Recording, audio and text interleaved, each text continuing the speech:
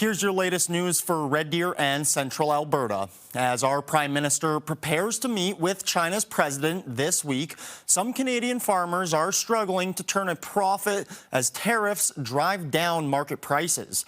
However, as CTV's Alison Bamford explains, there is hope this week's meeting could mark a turning point.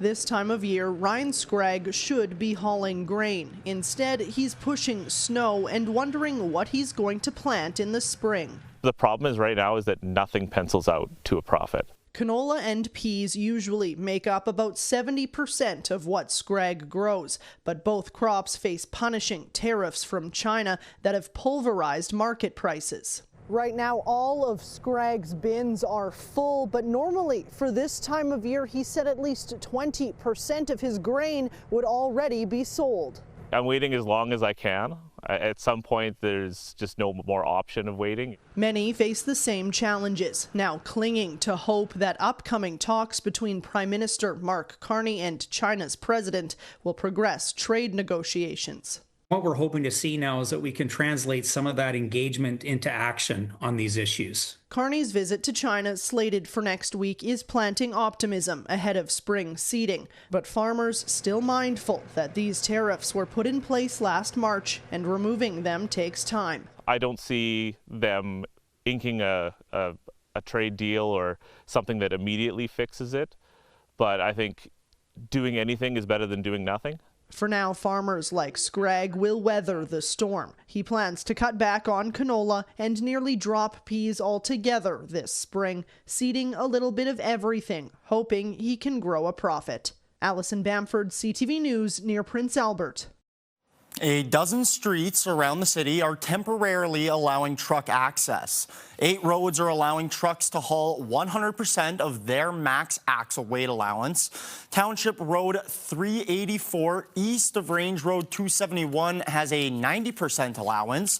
3 streets through the city that usually have a year-round road ban will allow trucks to carry half their capacity. The road ban will be lifted until further notice. For a full list, visit the city's website. Snow removal in Ponoka will begin this week, starting with the south end of the Central District. You're asked to watch out for no parking signs and to remove vehicles from the street when snow clearing begins. Cars may be towed or face fines if not moved. Community advisory signs will be posted 48 hours in advance of road clearing. Crews will be sanding roadways, walking trails, and sidewalks that are next to town-owned property.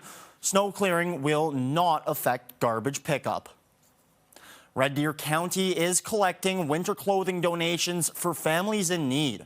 Until January 31st, you can bring new or gently used jackets, snow pants, boots, and other winter clothing to any of the county's Coats for Kids drop-off locations. Locations include the Red Deer County Center, the Springbrook Family Resource Center, or the Benalto Family Resource Center. People are asked to wash any used clothing items before donating. And a reminder, if you would like to watch any of these stories again, you can catch them on YouTube. Just search CTV News Red Deer. Take a look at this Wednesday forecast. In the morning, we'll start off around -2, -3, but in the afternoon, we're heading into the high single digits, maybe even double-digit territory, anywhere from about 8 to 10 in the region. A nice mix of sun and cloud, wind on the lighter side, some cooler days to follow, nothing cold, and also some warmer days. Here's a closer look at your Red Deer forecast.